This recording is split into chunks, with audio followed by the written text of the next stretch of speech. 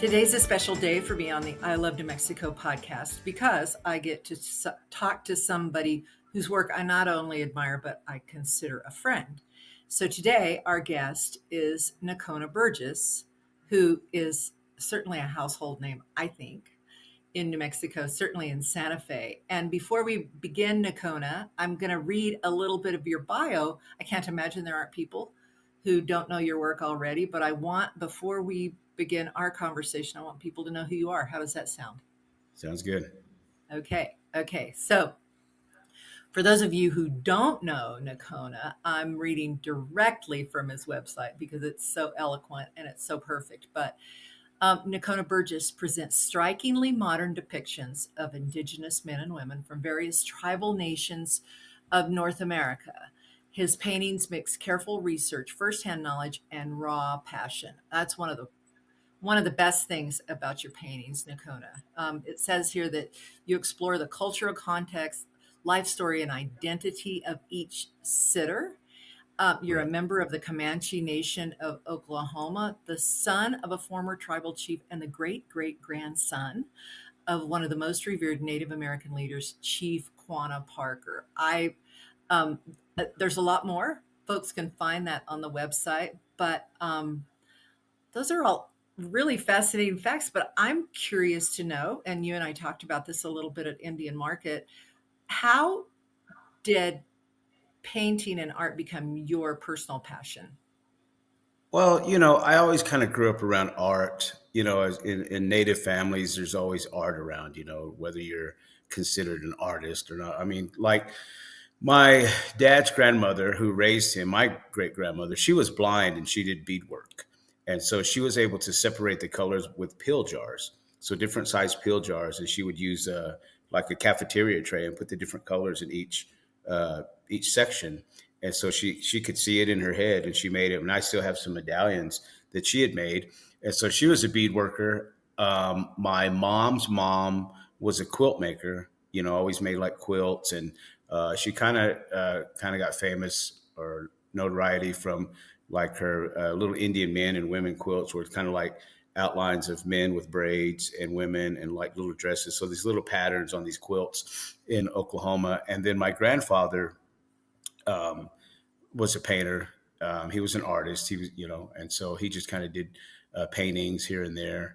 And then my dad's an artist. Even though he kind of went to the administration side, my dad's like super smart, two master's degrees and a PhD, but he went to the kind of the administration side. He was always kind of the principal and the dean and the president of things. But, people always asked him how come he didn't be an artist. He's like, well, I was a young father and I had mouths to feed, so he couldn't Right. really roll the dice. And then my mom always says that, she wasn't an artist, but she's done little art things here and there throughout my life. So just kind of being around that, and I actually started out in school. I went to University of Oklahoma for architecture, and because at the time, it just at 18, who do you know that's an artist? Or it was always a struggle, and so I kind of went in a different direction, and I guess over the years, kind of this beckoning to come back and do it, and so I ended up.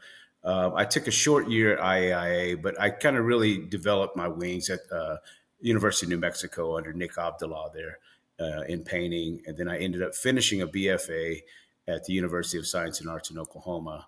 I just went back to Oklahoma for a couple of years, finished that up, and then I came immediately back. I had a little townhouse here in Santa Fe. And so I just kind of decided, I was going to paint. I was a little bit older. Probably really didn't get going until I was 28, 29. And then it just kind of went from there. And, I've always had the passion. I've always loved it. And then somewhere along the way, I've always had a big passion for history, being kind of from a historical significant family. I think it's always made me read and study. And my grandfather and my parents always encouraged me to read. So history was what I read. And then somewhere along the way, history crashed into my painting. And then, here comes, my career. So.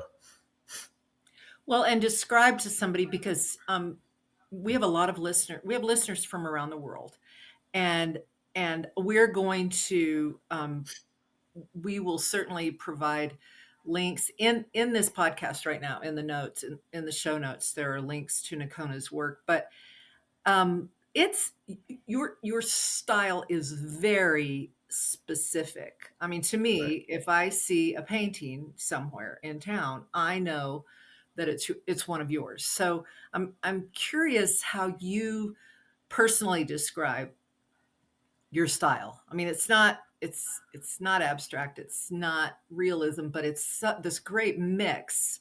It's a very contemporary look to me. I'm Right. curious to know how you Yeah, describe.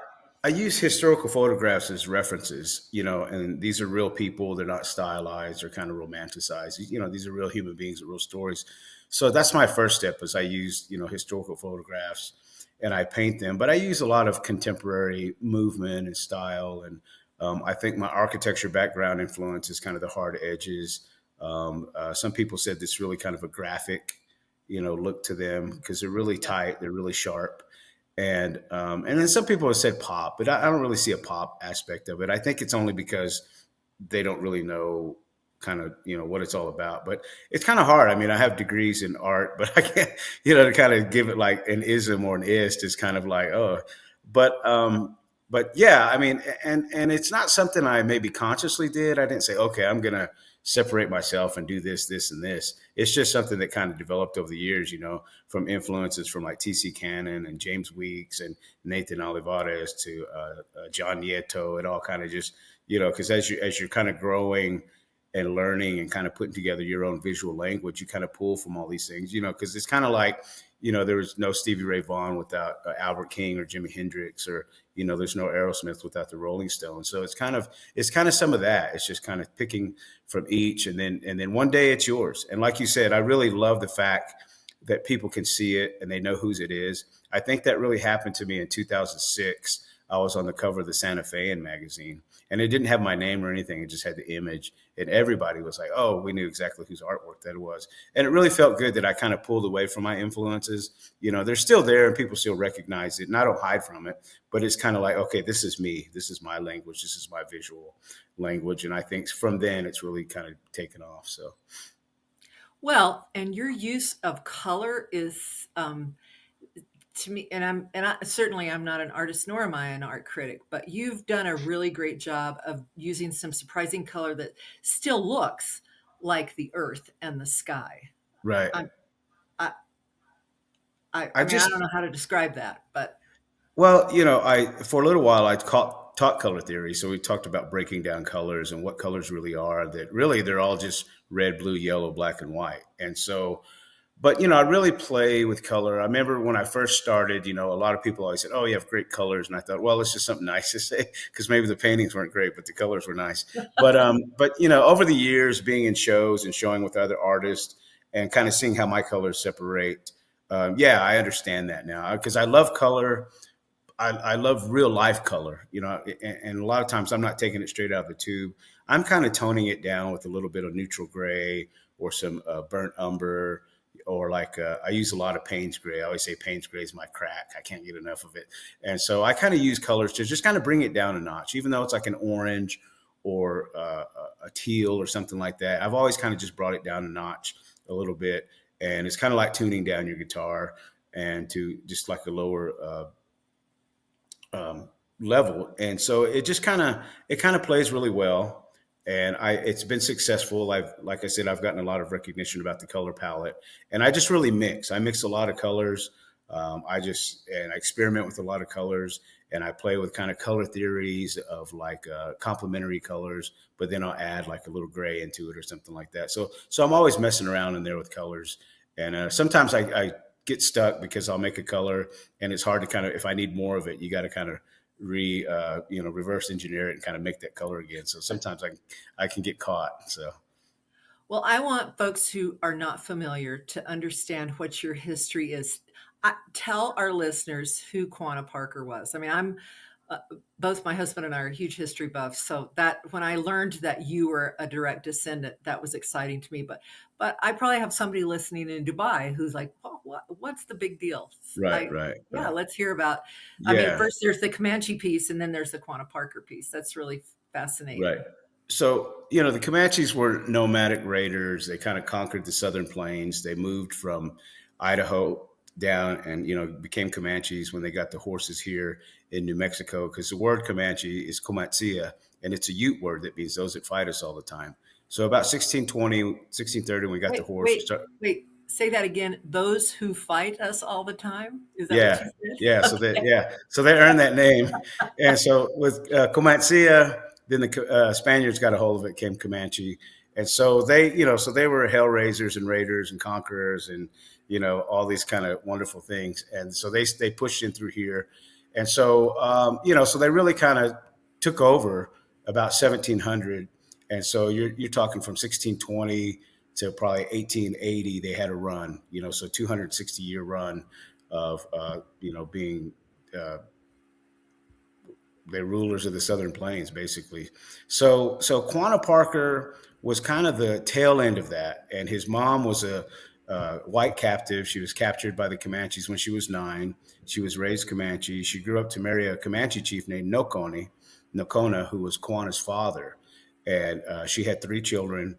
And the whites or the Texans recaptured her when Quanah was about 12, and she never came back. They took her and they Mm. took his younger sister. Her name was Totsia Prairie Flower. So they took her, and they never came back. So Quanah and his younger brother Pecos, their father was without their mother, for that. So Quanah kind of rose up being a warrior, a leader. I'm sure he learned from his father, because just because your father was a chief didn't necessarily make you a chief. It's very democratic.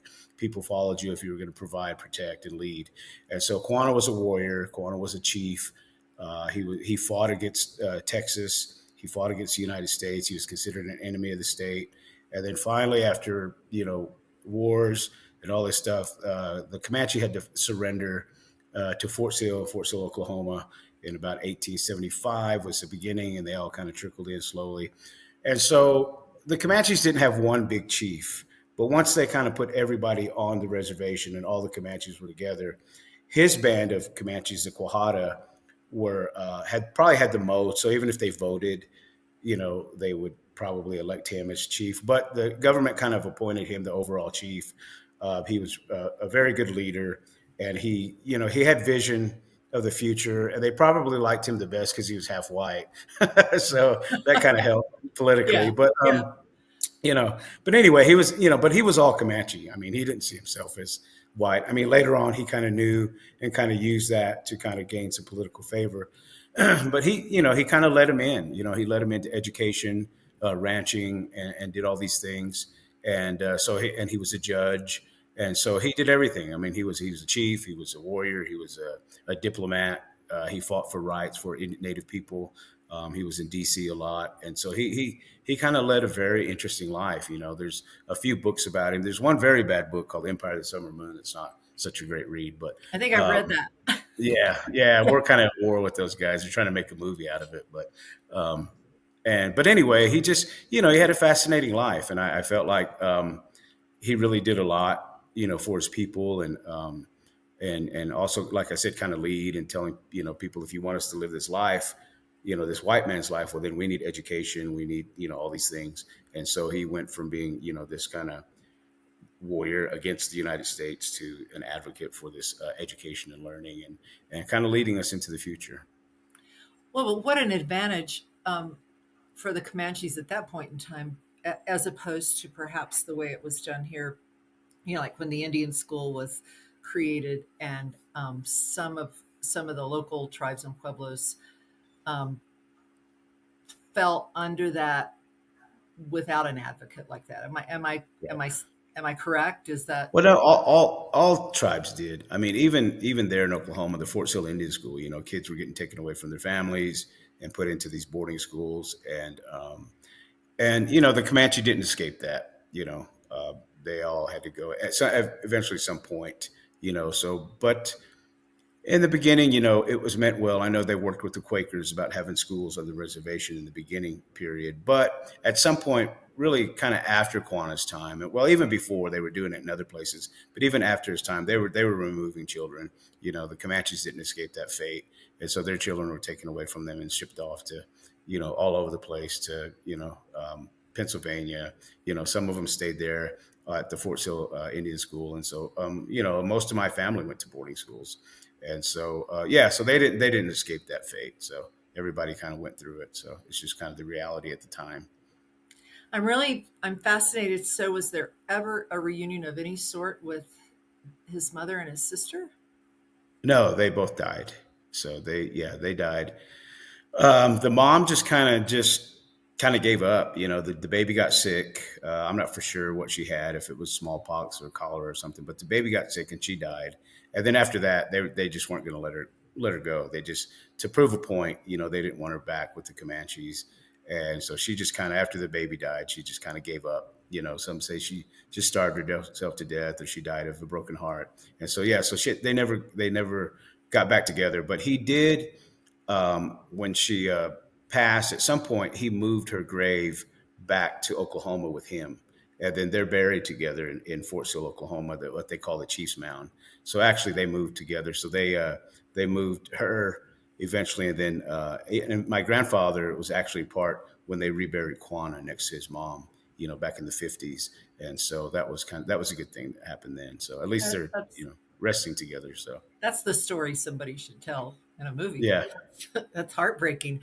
Um, yeah, well, so you are uh, you are incredibly prolific. It seems to me. I know that there are artists out there who are think how do you create this body of work? Because you seem to me to be really focused, and right, you create a lot. You create all day long, every day. Seems like. yeah. How does that work? Yeah, I just clock in. When I taught at the college, or when I teach, and when I do these business of work art, I do a lot of business of art workshops. I taught the business of art at the college level, but I also do like these artist programs and workshops, and I talk about production rate.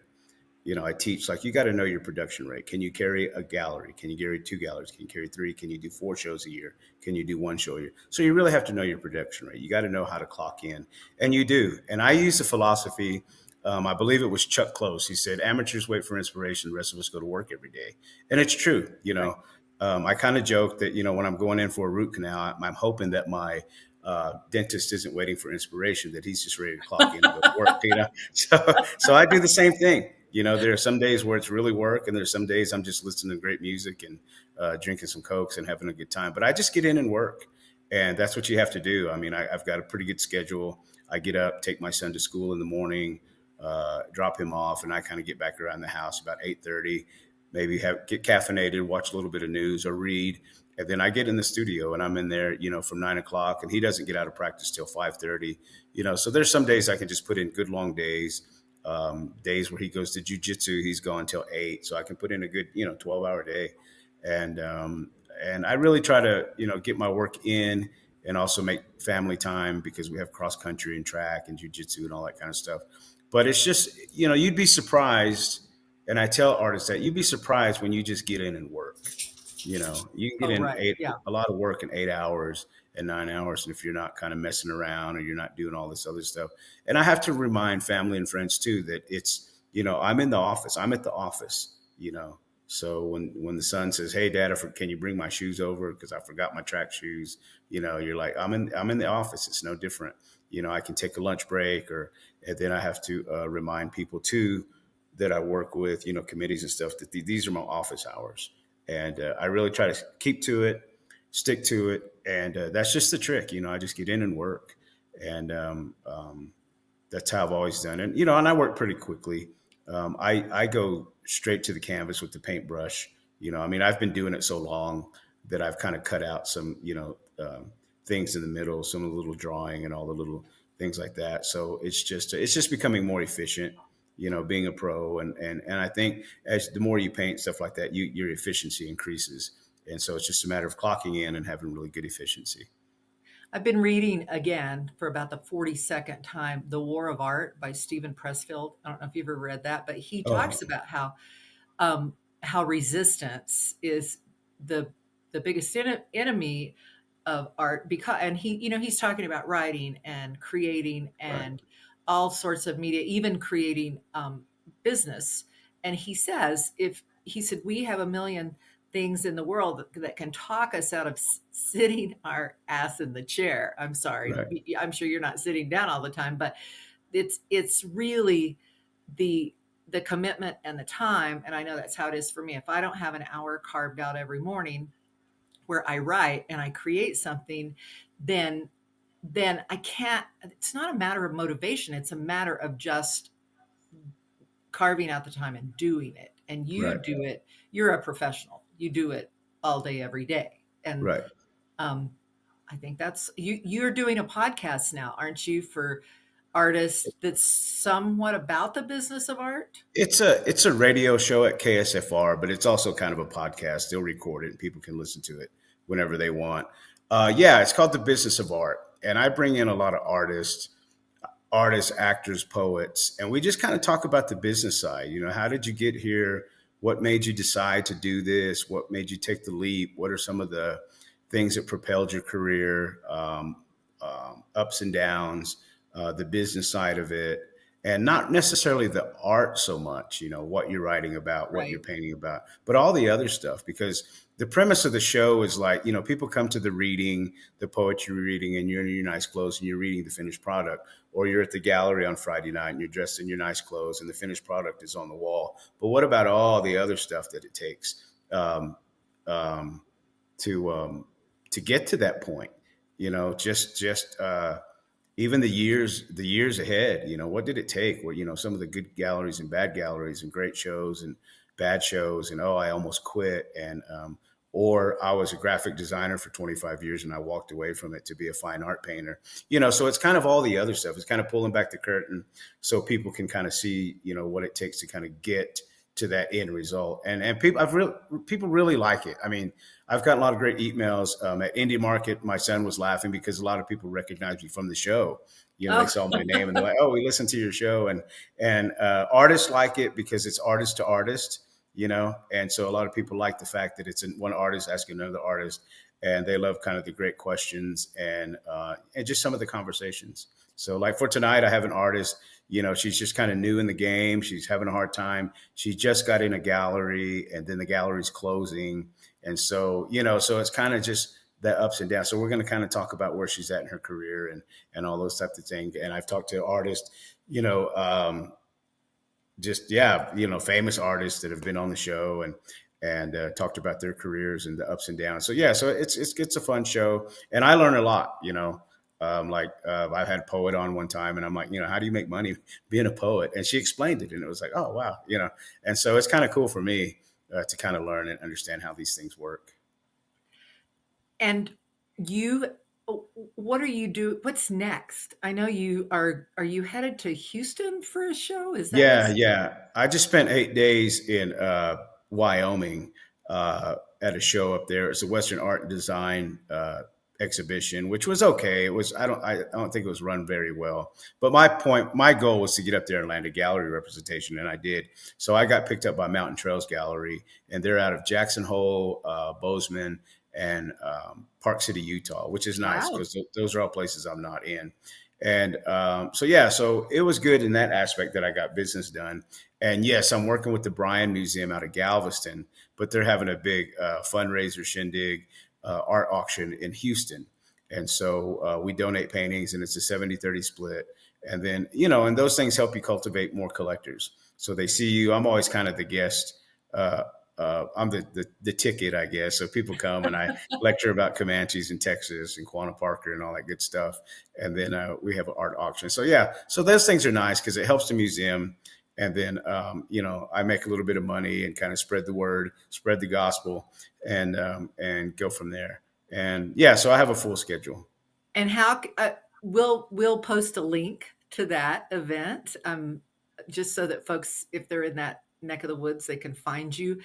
I have to ask because we are talking about New Mexico. How did you end up here in particular? What? Well, I had an uncle and aunt that lived in Albuquerque, and so we'd always come out. It's my dad's uncle, and we'd always come out. And then I was always, you know, really close with my cousin Eric. We were about the same age. He had older brothers and older sisters, and then I was the oldest. And but me and him kind of hit it off when we were kids in San Carlos, Arizona. And but my uncle and aunt lived here, so we'd come out and visit quite a bit. I always loved New Mexico, and historically, it's a Comanche place. But I just was, I was going to architecture school at the University of Oklahoma. I came out one summer to just kind of hang out and check it out, and one thing led to another. I had already had, all my credits and stuff from there, and then I spent like a semester, 2 semesters or 3 semesters at IIA. I didn't know it existed, and I thought this is kind of cool. I'm going to take some classes. Initially, I was just going to take a break from architecture school and take a semester, but I ended up taking three, and I got an associate's degree. And then I went to UNM. So I ended up kind of just staying and kind of pursuing the art. But it still took a while to kind of get going. I went to UNM and worked on my degree there, but I started working in the casino industry. But so it took a while for me to kind of finally get aligned in the art, and but I guess it happens when it's supposed to happen. So It does. It yeah, does. and I've been here since 1990. Minus 2 years. I went to Oklahoma. I've been here since 1990. So Wow. so Yeah. I'm not going anywhere. I feel the same way. I feel exactly the same. And um, there's so much more we could talk about.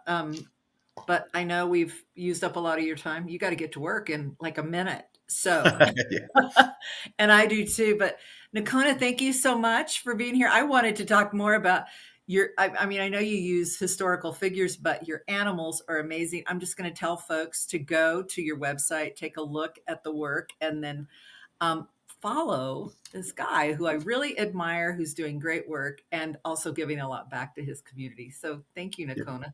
Oh, yeah. by the way, Go he ahead. donates pieces to the Cancer Foundation, which of course is my great love. So I have to give you a big shout out for being so Yeah. generous. And as far as the animals, I always say they're animals in my life. They're the animals that I observe. We live out here in Rancho Viejo, and there's a green belt, so we get visited by the coyotes pretty often. And it's just animals that I observe. Coyotes, ravens, buffalo. So it's kind of animals that I'm able to see and study and observe, and that's why I paint specific ones kind of all the time, and road runners, and it's the animals that kind of visit me. So yeah, so they kind of mean something to me, and it's the ones that I really notice and see all the time. So Well, I'm coming for one of those road runners soon. oh So, yeah. okay. Thank you so much, Nocona. This was fun. Yep, thanks for having me.